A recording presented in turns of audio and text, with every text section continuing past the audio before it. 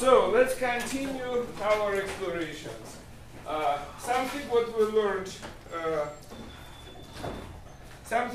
learned already is that radiation has energy density, U, which is energy per volume, equal to AT to the power of 4. This is internal energy per volume, and that's pretty much equilibrium radiation. It was explored, so 19th century is full of exploration of this energy, how much energy is radiated, how much energy is absorbed.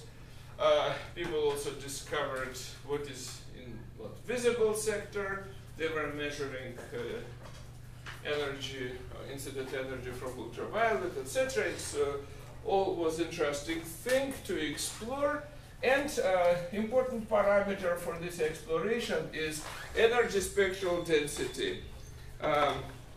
If I have precise spectral energy density, okay, let me, spectral energy density. So what is spectral energy density? If you look at this energy U that I got here, this is overall energy per volume. But you could also look by colors or by frequencies of radiation, of electromagnetic radiation. For example, you could study U sub lambda. I don't know why, but it is pretty common notation instead for adding U of lambda, U sub lambda. I don't know why. As a function of lambda.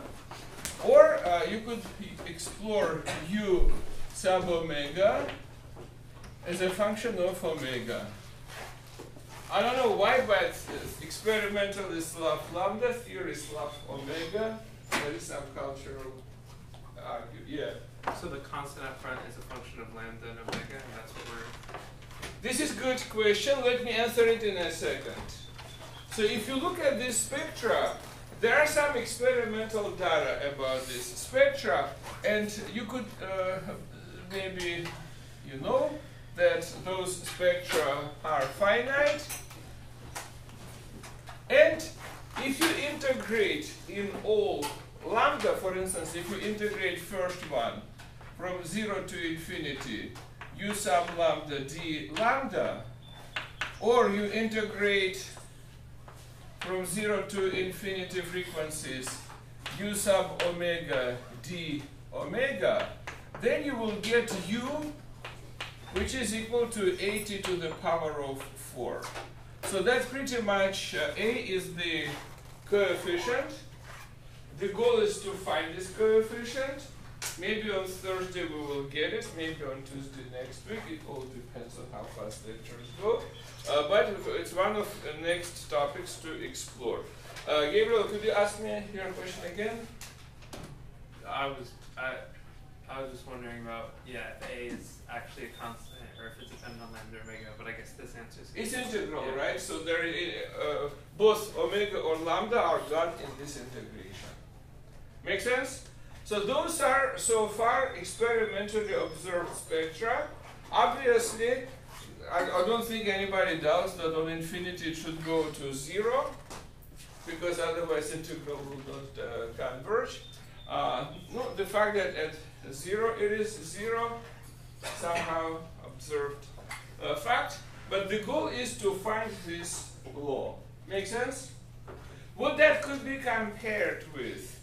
This could be compared to Maxwell's speed distribution or velocity distribution. Both make sense. Two different, one speed, one velocity are two different graphs, but it's comparable to that. So if you have ideal gas and you know pressure of gas on walls, and you could empirically find PV equals nRT, I mean from experimental data, but if you now go to molecular level and calculate how molecules contribute in building up this pressure, then you understand that that's what could be calculated from molecular perspective. Before I go with your question, and then the other problem is problem of statistical mechanics to find the most probable distribution. We did this in CS33. We found the most probable distribution of molecules in first velocities than in speeds. And we got that this overall internal energy consists from Maxwellian contribution of different velocity. It is bell shape if you go in velocities, or it is some combined v squared times exponential, not exactly bell shape, but this is the distribution in speeds question. So these u lambda and u omega graphs, did these, like, are we gonna get the, like, calculate these as functions of lambda? But not today. Best case scenario on Thursday, worst case scenario on Tuesday next week. Yeah, that's the goal.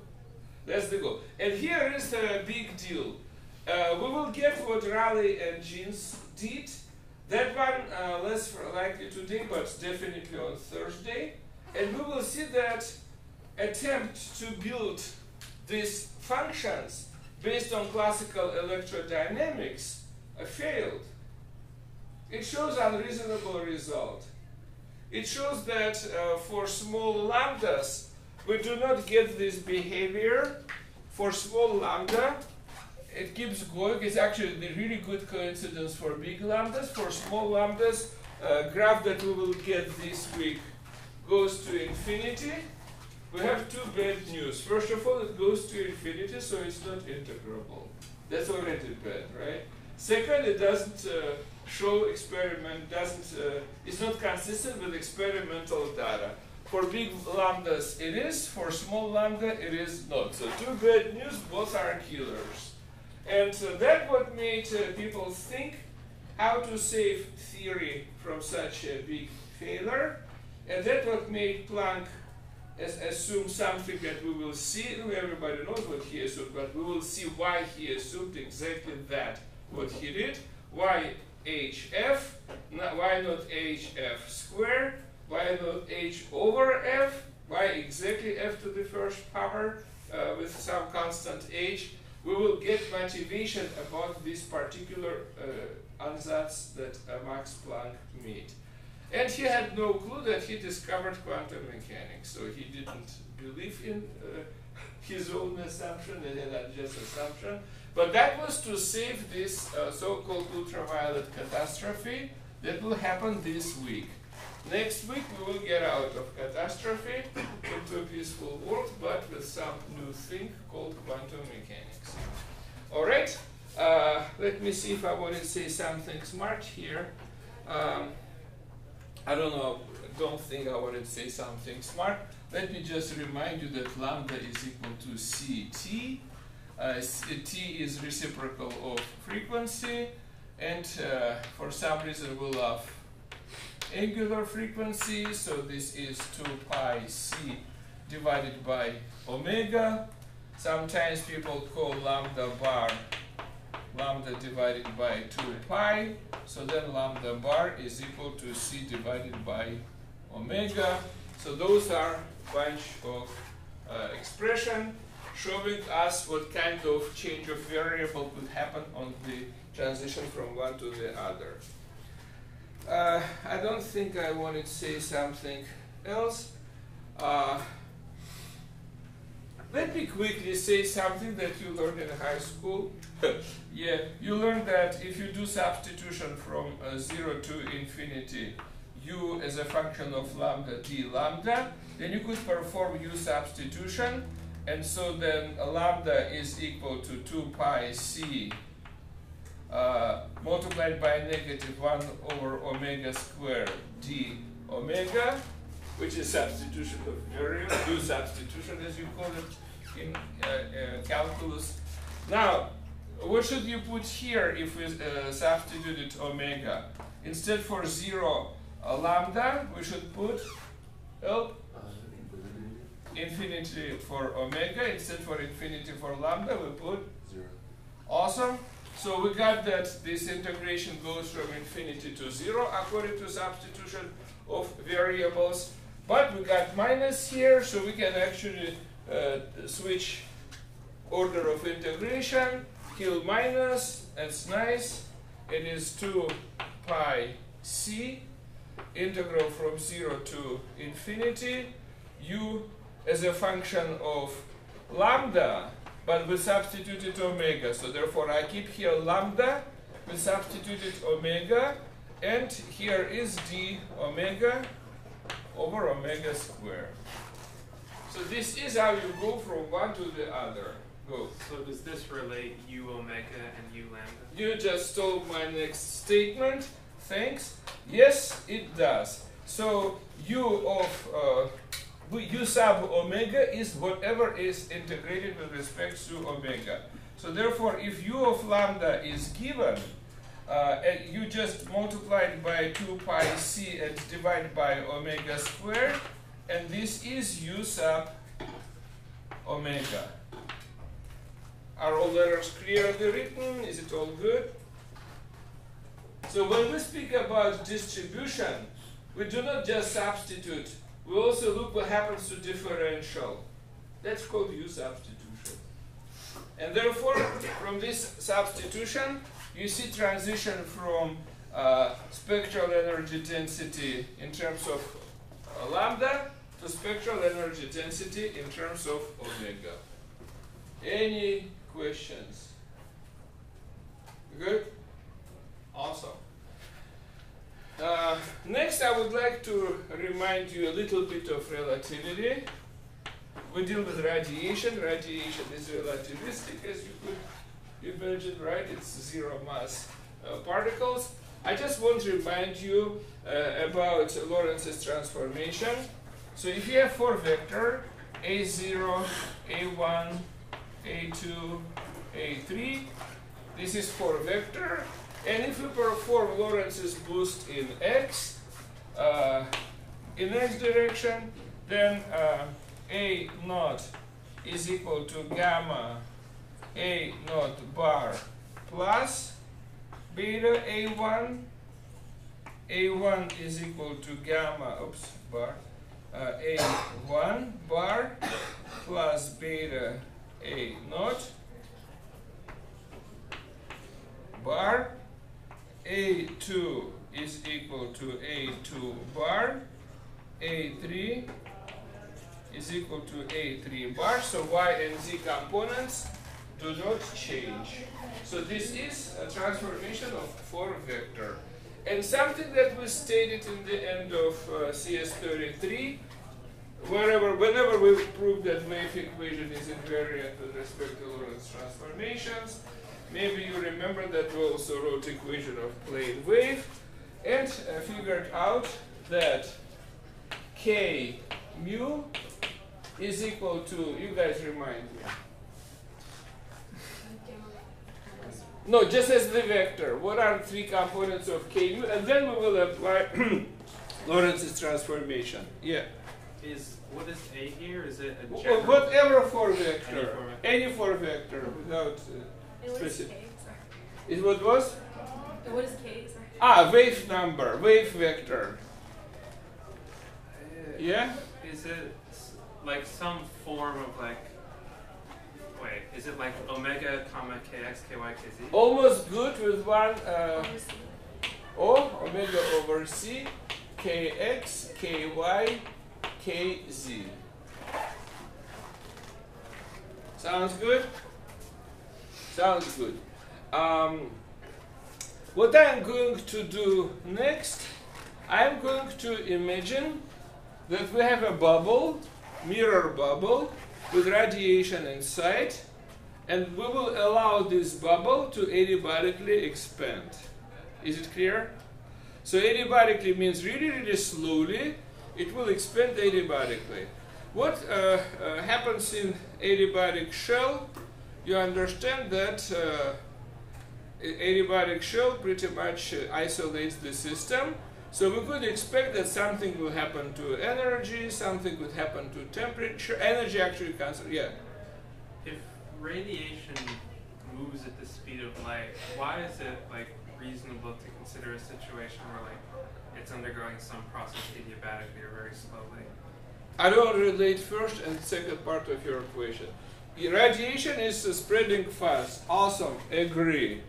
Adiabatic expansion goes slowly. Also agree. What is the question?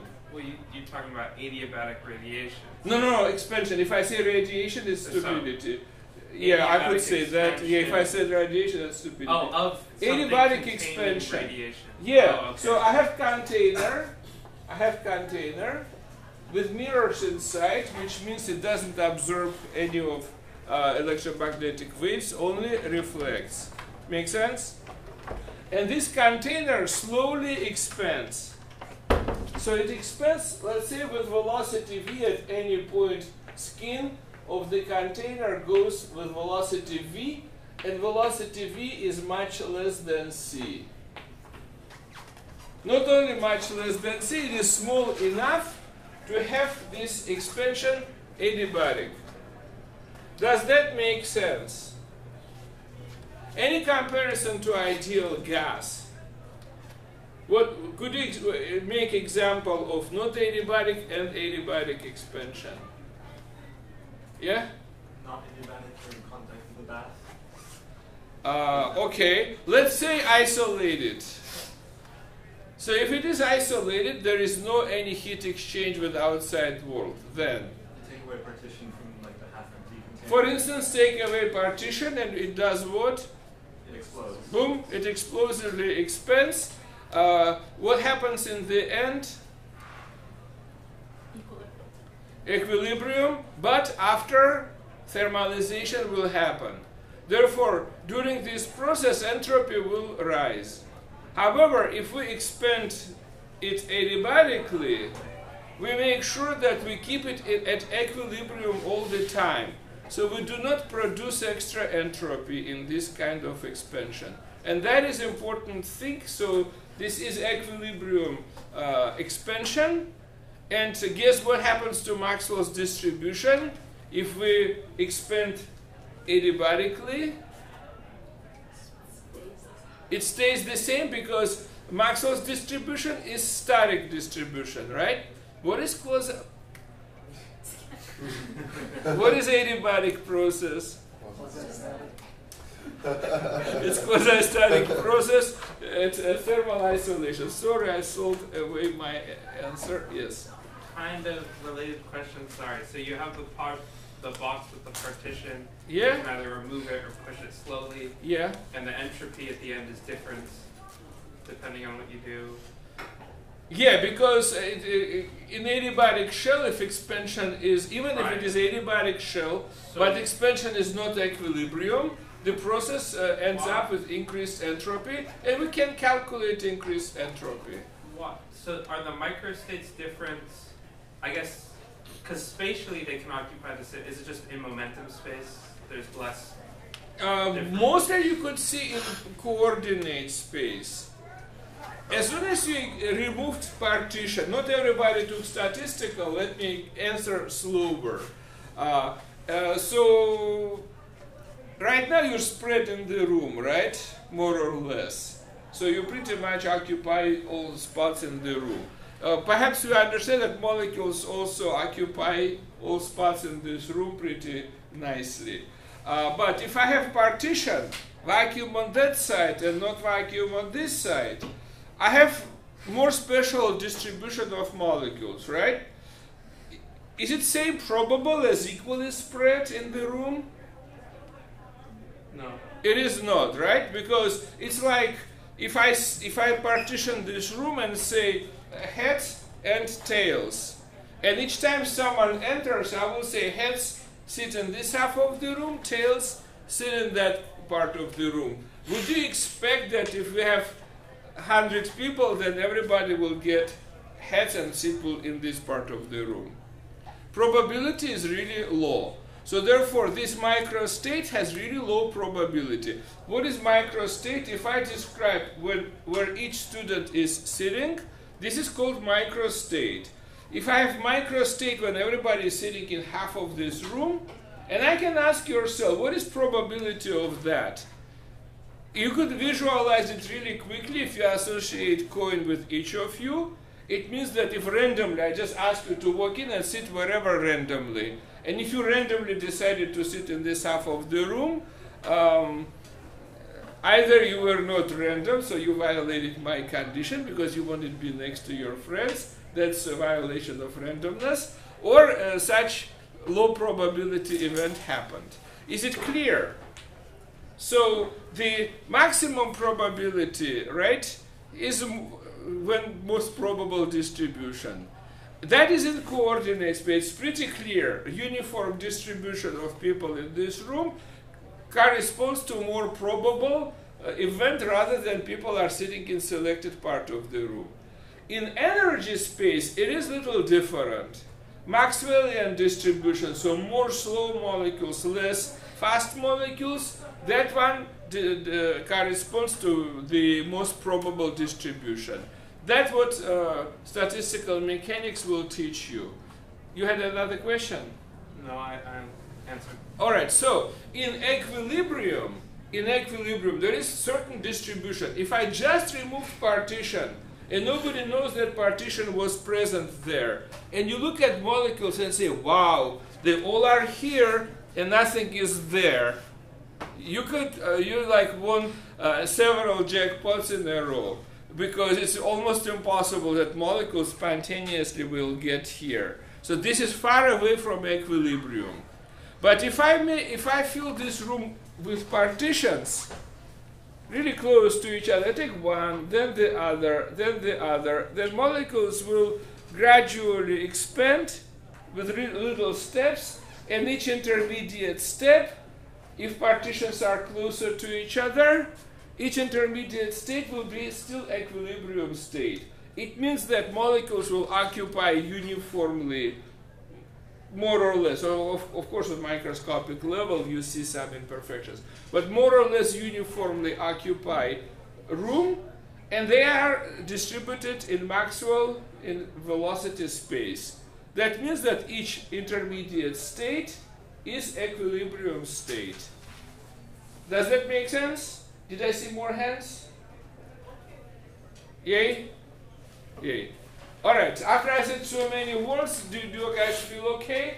To summarize it, if we perform adiabatic expansion, which means don't forget two things. Everybody remembers adiabatic means thermo-isolated, but sometimes people forget quasi-static. Why quasi-staticity is so important is that each intermediate state is the most probable state for given energy and space. So if you see all the sudden molecules in one half of the room and nothing in the other half of the room, that's severely low probability event. So we need to get insurance for accidental statistical death. That I'm walking, all of a sudden oxygen decided not to be around my face, then I will definitely die because of statistical reasons. We need to buy insurance. Yes. I'm still a little confused. So if we have we have a container with a partition, and one side there's gas and the other side there's Yeah. And if we say that if we quasi-statically move that partition to the other side, yeah, then the entropy of the final state is equal to the entropy of the initial state. Because that process is quasi-static, and if we have it in an adiabatic shell. No, with partition I did not. Maybe I mixed two things. Let me think how to answer this question well. If I adiabatically expand without a heat exchange, yes.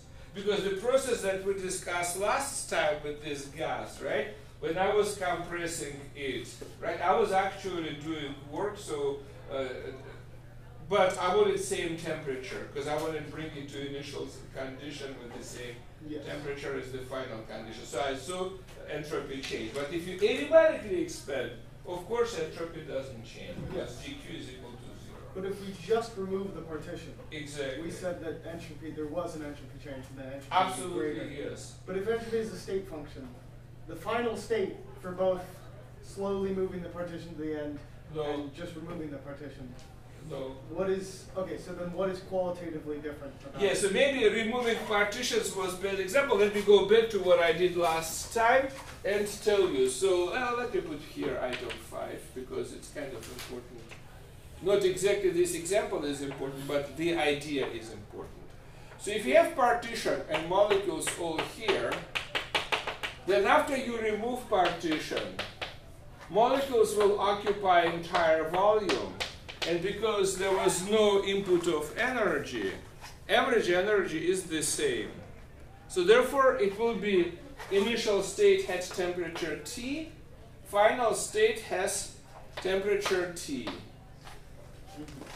Now, if I want to calculate new entropy, I need to bring this state to initial condition, right? Because I cannot say that dq over T is equal entropy change in this case, in the process of expansion. Why not? In the process where you just remove the partition? Yeah. Because it's not quasi-static. Exactly. We can say that entropy change is dq over T only for quasi-static process. Because that expansion is not quasi-static, boom, don't write this equation. But you are absolutely right about state of function of state. Yeah. So if I start with the final state at temperature T, and if I won't bring it to initial state with temperature T, I can do it. I can slowly compress the piston. But unlike the process that I will describe here, I won't end up at the same temperature, right? Therefore, I need to put this in heat bath in order to keep constant temperature. Because if I will adiabatically compress it, it will warm up. But I will keep compressing and letting excess of heat go out in order to end up in the final temperature equal to initial temperature. Daniel, are we good? Yes. Awesome. Makes sense, right? But that's not what I'm going to do. I'm going to let it expand adiabatically. If I let it expand adiabatically, then entropy does not change. More importantly, each state stays at equilibrium, which means whatever is equilibrium distribution holds. The only thing that maybe changes is temperature. Actually, not maybe, we already learned last time, equation of adiabatic process, right? And so this is what statement I wanted to make. And yeah, what was the equation of adiabatic process?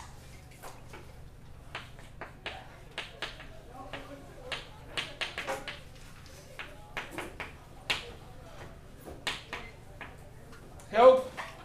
V to the 4/3 times U equals constant. 4 is constant. V to the 4/3 times U. times U equals constant. Okay, let me write it this way. I wouldn't write it in terms of temperature, but you will help me. What is U? A times T. Yep. A times T to the 4 power. 4 here, 4 there. By 4. So we got V to the 1/3 times T equals that. What if I don't like 1/3? Cube everything. Cube everything. So that would be VT cube is equal to constant. So now we definitely know what will happen. Expansion. Yeah, any questions? Yay? Everybody's happy? Good. No, it's just that's PDF 3 or PDF 2 or whatever. Yeah. The problem. Answer. Answer. Okay, good. Whatever. It was not super fancy fancy thing to do. Yeah. So if we expand it adiabatically, we expect temperature to go down. Hold on, I must have missed something because how did we redefine U in terms of T without A being present? With constant. Oh, okay, you're still there. Yeah. Constant times constant is another constant. I could write constant prime. New constant. A. Even the different units of measurement, whatever, who cares? A? Is it super duper? Yes. So then what we expect to happen? We expect that if this process is going, then our graph might change temperature.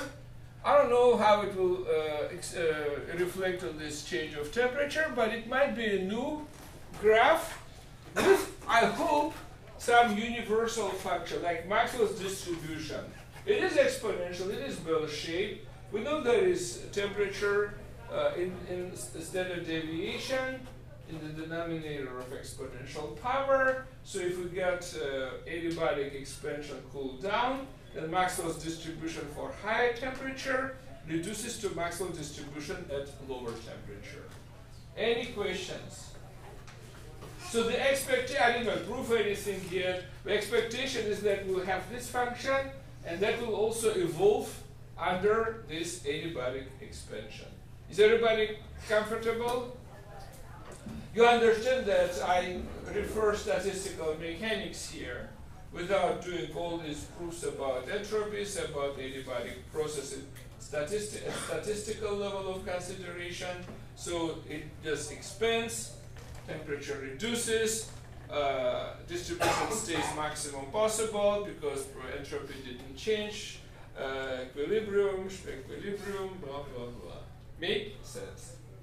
Any questions? Awesome. All right. So why all this? Because I want to look what will happen to the expanding radiation as radiation hits the walls of expanding mirror. What do you guys expect to happen? Temperature will decrease. Okay. What about with radiation? As radiation hits the wall, as a ray of light hits the The redshifts. so, yeah, it will be redshift. It will be Doppler effect. Why Doppler effect? It's moving away. Like once it bounces, it's moving away. So if you're an observer standing like in somewhere in the box, you're seeing it as if it's like receding from you. Okay, so let's say I'm sitting on the wall. Then what I will see? Will I see any Doppler shift? If I'm sitting on the mirror, hold mirror, you shoot a laser beam, it bounced. Will I see any Doppler shift? No. Now, if I'm on the skateboard and you shoot laser beam, it bounces off my shield. Will you guys see any Doppler shift? Will I see any Doppler shift? I hold mirror right here. Here is laser beam, boom, boom. Will I see change of color? Are you moving? I'm moving together with mirror. To where? Ah? From where to where? I'm wherever, somewhere. Okay. You see Yeah? the Doppler shift. Do you change speed because the light hits you when you're on the skateboard? It's a good, amazing question. No. No shit, right? I'm thinking about giving homework problem when I will change speed. So, yeah. What is question? Ah? What is The question is, I'm sliding with constant velocity v. Laser beam that you send bounces off. So now I see some right answer. So what do you think? no? Good? Awesome? Yeah. Now, but you are not moving with me. For you, shift will happen. Why? Is the source of the light moving at v or not? I don't know what is source. I just have here, boom, laser came from maybe outside. Maybe bird was flying and flashing me with the laser. Or maybe snakes were crawling and yeah. From outside you see a shift. Yes, why would you see the shift? Because first you see the wave leaving you, for example. Okay. And when it comes back, it looks like it's being emitted by you, who's moving at speed v. Interesting, right? Okay. Is there any other explanation? Because I did something maybe you kind of, yeah? Is it like a beam of photons or just one photon? If it's I don't know what is photon. Oh, sorry. Okay, if it's like a Maybe wave, next week. Yeah. if there's a wave, then the crests are like that you get are distance like shorter apart because when the wall is coming in, the waves because that's are a little bit shifted. Say it again. Maybe that was pretty bad explanation. It's alright, it's okay. I love it. Okay. You say, keep saying. Instead, you consider like the laser as a bunch of wavelets, like packets. Let's be simple. One monochromatic wave. Oh, okay. If one wave, then once like one crest hits the wall and like bounces back, when the next one hits, a shorter wavelength. Oh, that's amazing. You explained Doppler effect. Awesome. Amazing. But that's again Doppler effect that way. Awesome. this is right explanation, but now I'm trying to incorporate what I wrote on the board. In addition to classical explanation of Doppler effect. Yes? Right, so it's like you're like emitting, right? So like a gas of light basically, and the shell is like the mirror shell is what's expanding adiabatically, right? And so the volume is increasing, and so the temperature of your Right now temporarily reduce the problem. There is no shell, just single mirror. Nothing is trapped. I'm just sliding, and you see me sliding. Laser beam bounces off me and travels somewhere. Question: will you see same color incident as reflected?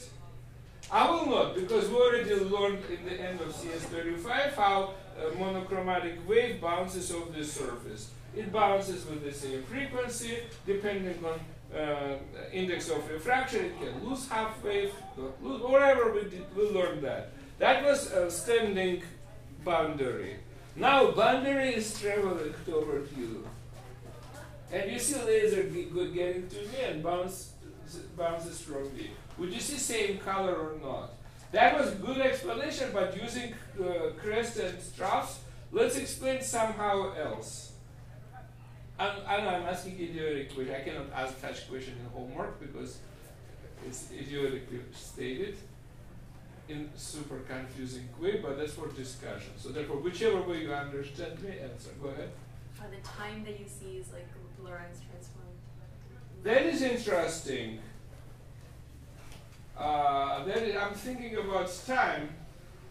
I think I can also move in. Yeah, okay, I can move on time. How time is relevant with that? The time between two like crests, like if you call it. You love those I crests. kind of interesting. That's actually good.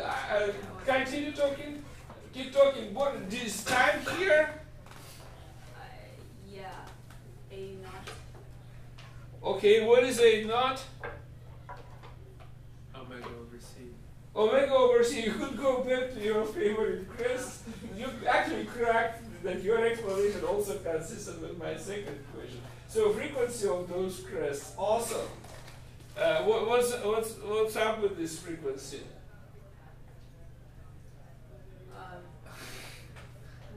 What is the question?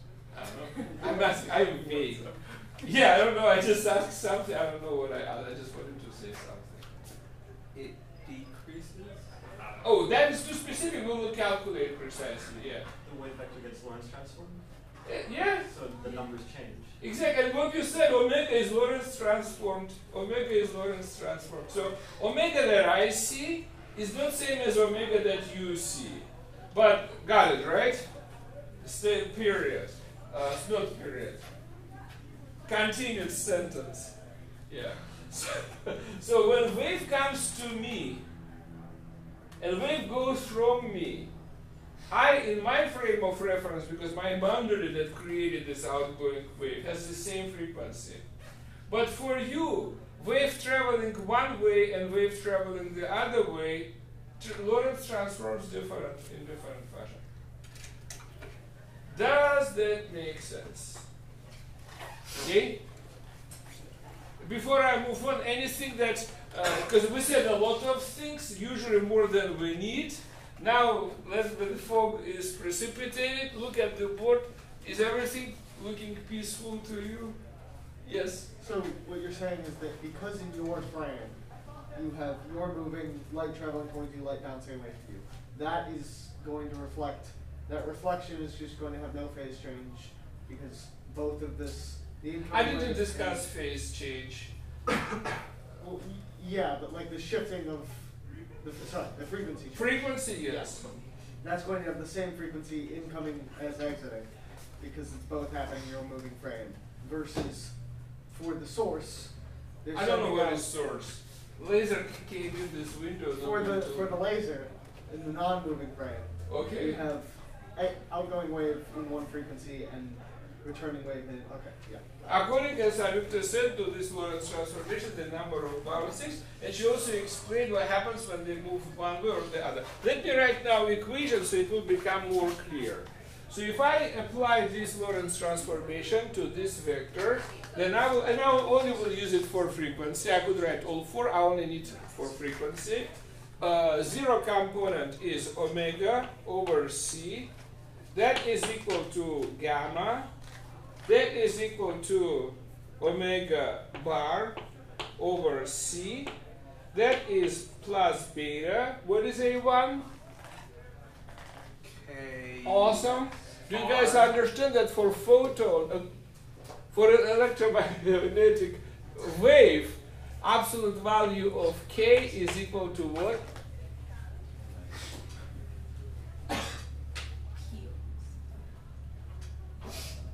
If you say something fancy or need to recall something, you are definitely wrong. Yeah, only if you can answer immediately, you are right. I don't know what I just said, but it's, that's too complicated, cannot be right. Oh, I'm happy I asked this question. And now I feel genius. Wow. Oh! Yeah, I told you, the answer is easy. Yeah, this, what is square of this 4 vector? Of 4 vector, 0, 0. And soon we will relate this to zero mass of photon, but today we don't know. What is photon? What means it has zero mass? Question. So like, if I'm on the expanding ball, and I'm looking at the light, we're considering only the light coming straight at us? We're not looking at different angles? We are. We are. So beta times what? But then don't the Times different what? components Times get what? transformed differently? Times what? Omega over C. Okay, but Bar. tell me what you were going to say. Like We will- a light wave coming like this and a light wave coming like this. Have You different- say. Like cosine theta. Oh! Oh. Aha! Okay. Omega bar over C cosine theta bar. Thanks. Is it clear? Maybe before I would write, or not, since I already wrote before doesn't exist anymore, it's gone. Could you tell me what is that? Omega bar over C cosine theta bar. One single letter. Good and excellent, genius. Oh, and now nobody will doubt when wave going one way, kx has one sign. When wave goes away, kx has the other sign. Question. Is it kx bar? Or is it Oh, genius! Absolutely. Yeah, I was so focused on kx that stopped looking at bar. Thanks. Awesome. Question. Which frame is which here? So far doesn't matter. When I will apply, I will specify bar frame is related to a little mirror at this particular point, and non-bar is related to the center of the sphere. But so far, this is just what Doppler effect is. You could explain Doppler effect like Samyukta did with troughs and crests. If you are traveling in the direction of wave propagation, then you subtract velocities and you see crests are going by you more rarely. If you travel in opposite direction, then crests go more often. That's pretty classical explanation of Doppler shift. But there is also time transformation. So therefore, there are overlap of two time transformation due to relativity and also crests moving either one way or the other. Lorentz tells don't think hard. I took everything into account. Lorentz here is speaking. Yes? What is the theta here? Theta? What is the theta? Theta. Awesome. Now when I look at the reflection of light, and if I introduce here theta bar in moving frame of reference, then you understand that what is theta bar? Makes sense? What do you guys think about theta bar and theta? Not the same. Awesome! How different they are. There's a gamma somewhere. It's like a square root 1 plus Okay. inverse sine. Worst case scenario, if I subtract 5, 6, if I subtract theta and theta bar, what do you expect to get? Non-zero. Awesome! What you will get will be what? pi over 2? Oh, don't tell me the precise answer because it's complicated. It's long story. You need to write all these transformations, solve, but I'm going to show that we don't need to waste our time. Oh, it's a good thing, right? Yeah. Again, I ask vague question. Once I'm sure I told you a story how someone asked me a vague question in exam. That was really bad because I knew that person will grade me now and I have no clue what is he asking. And when I asked to specify a question, he said, no, if I'll specify, you will answer immediately. But for discussion, vague questions are amazing. So what can you tell about how big or small, okay, I'm more specific now. How big or small is theta minus theta bar? Yeah? Depend on velocity. Say again? It should depend on like the velocity. Awesome. Awesome. How this will depend on velocity? First power, second, yeah? Oh, powers. Yeah. Oh, Yeah. Second power? Maybe. Do you bet $1 million that second? $5. $5. What would you bet $1 million? Make a statement that you could, okay, put $1 million. Gamma. Are you sure you can bet $1 million for gamma? Times. They're brave. Yeah? Dimension. Say again? Just first order? First is safe, right? Definitely when velocity is 0, theta is equal to theta bar. Maybe it is first order, maybe it is second order. Because I don't care, and you will see why, I will say this is big O of beta. Do you guys remember what is big O? What it is? Order of smallness. What means B? What is different with small o? Huh? Huh? So, what are you Yeah. asking? O, big O of beta or small o? What is difference of OX and OX? Yeah? You're saying that it's velocity to the first, second, or some higher power and not lower. And this one? That would be it's velocity to the -1 or -2 or. Is it just like, Well, with negatives you lost me. Yes? is the second one just order 1? And then the other one is like By ones. or order X. I'm saying for the beta case. Oh, you forgot this? Awesome. Any more questions? You get it closer. Where is big O and little o? Order higher. Yeah? Yeah, big O is orders equal or higher, and small O is orders less than. Exactly. By higher you mean less, right? Yeah. Okay, you got that, then yes. So big O means that this value maybe is of the same order of smallness or even smaller. Little o means that this is definitely smaller. Make sense? So for safety reasons, I'm okay to write big O. Alright, maybe it's beta first, maybe beta squared, they both covered by big O. Yay? What about gamma? -1. Here you could be more specific, yes? Definitely second order. Definitely second order. So you could even say either small o of beta or big O of beta square. Or if you write, yeah, let me write this way.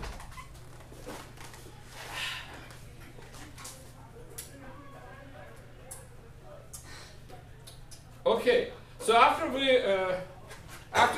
realized that, we can now write something.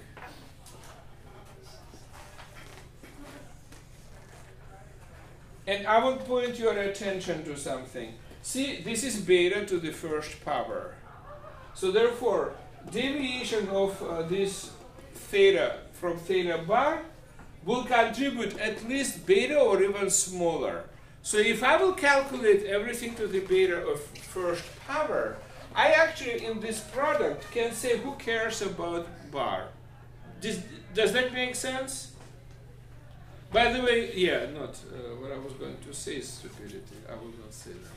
Yeah. Is it clear? So this is not small, and this is same order times beta, which is small, because beta is adiabatic expansion divided by C. Makes perfect sense? All right. So incident omega is equal to gamma. You know what? I will cancel. Yeah, I will. Before I cancel, I will cancel first and then we'll write. Now I have full right to write it. Is omega bar plus beta. You know omega bar is out. Okay, 1 plus beta cosine theta. And after reflection, I will get gamma omega bar 1 minus beta cosine theta, because in bar frame of reference it bounces perfectly back. And finally, before I take your question, I can keep writing. I don't care about gamma anymore. 1 plus beta cosine theta, and this is further going omega 1 minus beta cosine theta. Andrew? Notation, what are plus and minus doing here? Yeah, I know it's like approaching, I could say initial final with plus here, with minus there. I could say incident reflected. approaching the inner shell of the ball. Yes, yes, so one is getting there, this is initial, and this is reflected. Question? Are you still writing theta bar, for example, in that frame?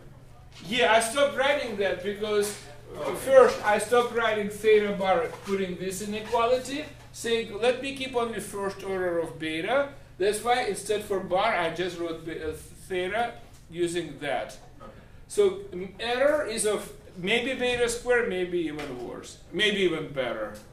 Yeah, the same thing here. And then I thought, oh, why would I keep gamma? No need. Boom, gamma, bye bye.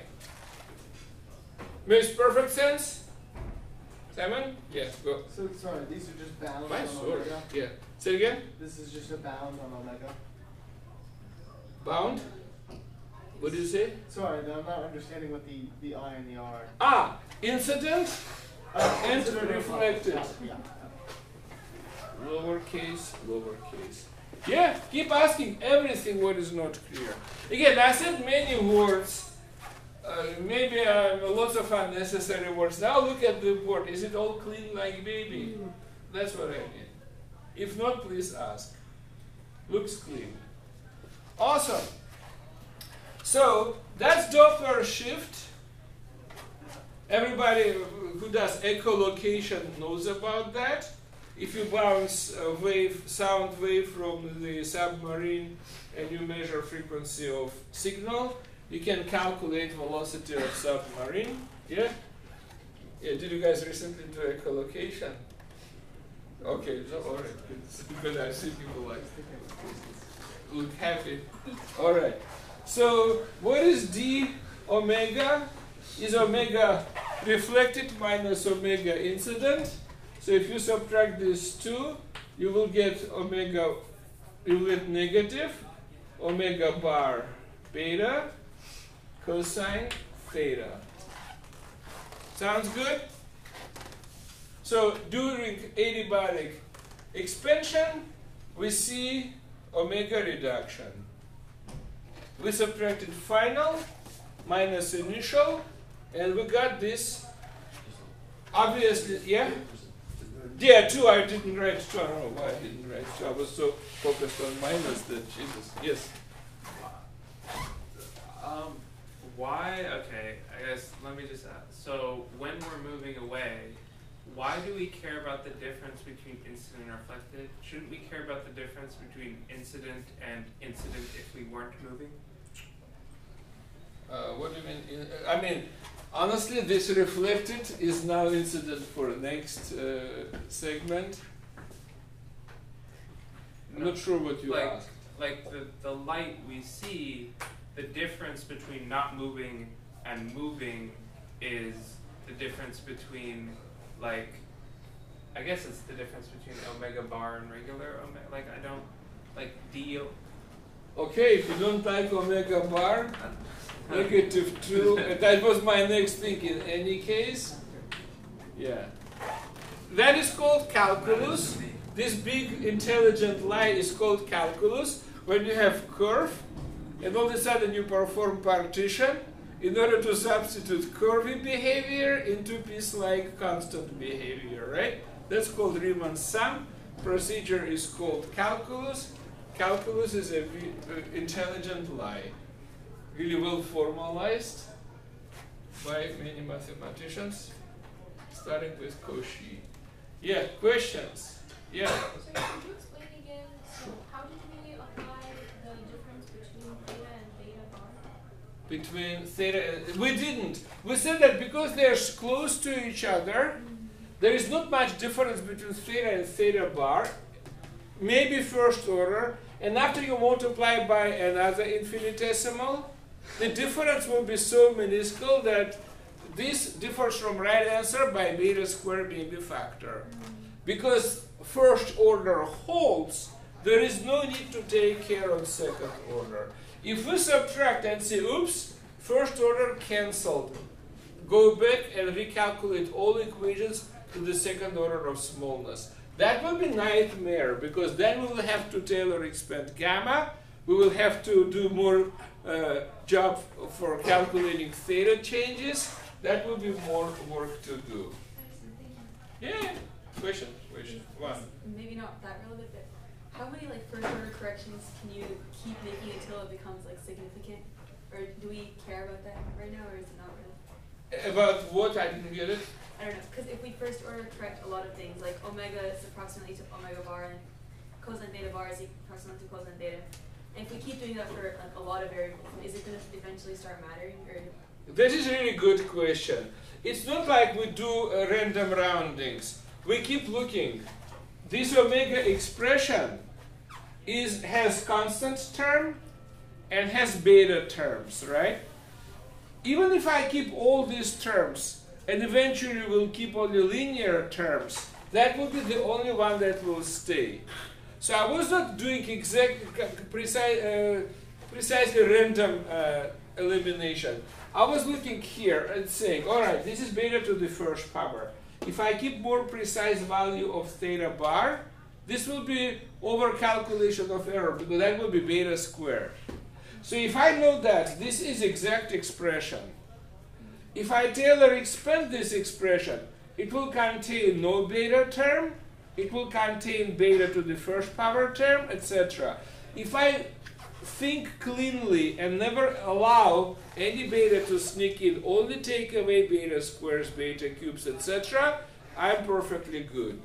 You could do it in one step, or you could do it stepwise if you always and each step take care on right elimination of powers of beta. Makes perfect sense? 1, 2, 1.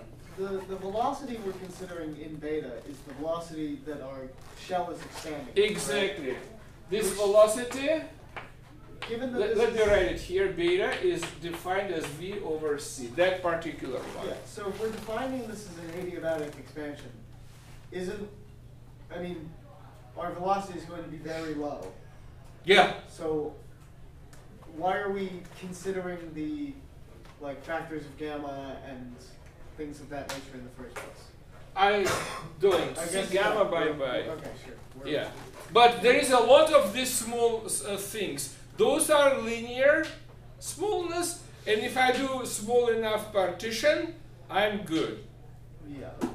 You might say, why do you consider this at all? Answer is, yeah, it is small on each step, but I will have a lot of time. I will wait until trillion steps will happen, and then we will finally move on 1 meter. So 1 trillionth is each step. Awesome. It took me maybe a couple of weeks to expand it to that value.